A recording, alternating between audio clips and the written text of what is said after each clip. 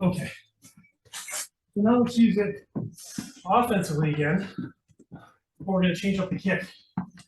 So I'm going to step, and the way I step depends on which one of these kicks I'm going to throw. Here I'm going to throw Revers Frontal. So if I step out, right, décollage, and then he's going to lean back, and I throw Revers Frontal.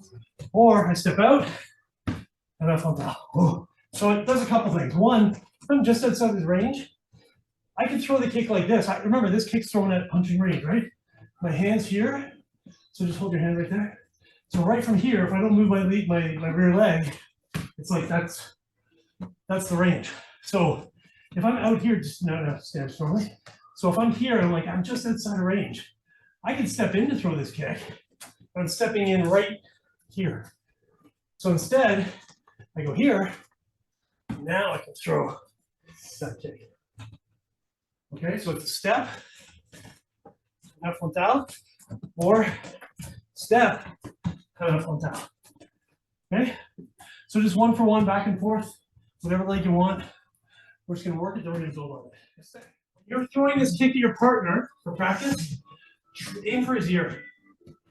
I just really want everybody to have to do the heave, because it's easy to kind of do this. I want you to aim for his ear, and that way, even when the guy leans back a bit, you might tag his nose. All right. So the first throw we started with was that jab and the cross, stepping off the bat. So now what we're going to do is we're going to throw, as we do the step, we might as well hide it behind a punch. So I'm going to go here, one, now I throw this kick. Boom. Okay, as opposed to just stepping out. So I hide it, boom, and then it comes up.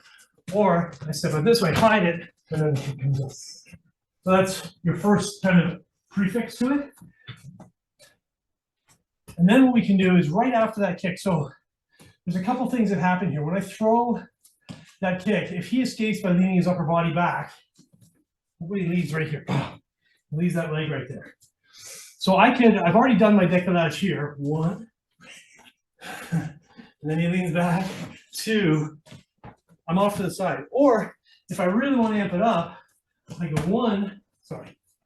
I can go one, two, step for the back. So double them all, and move even further around them. Right? Because what happens is, if I throw techniques right in front of him here, right? He doesn't have to worry about angles. He knows it's going to come from here. If I start moving in different angles,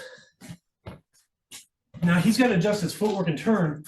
So he's got one more thing to think about, especially if I'm striking while I'm stepping. So it kind of it's an increased complexity to the game. And if you can kind of keep him thinking of trying to readjust his position, you're controlling that game, right?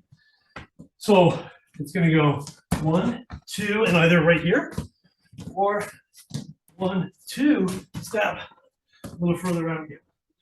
And I can do the other way as well, where I go one, two, and I can hit it here, or I can go one, two, step. So we practice this in warm up when you do around the world. You're just doing that either the first kick or the last kick in the Around the World series at the end. Okay? So start it with a punch, finish it with a little fouette.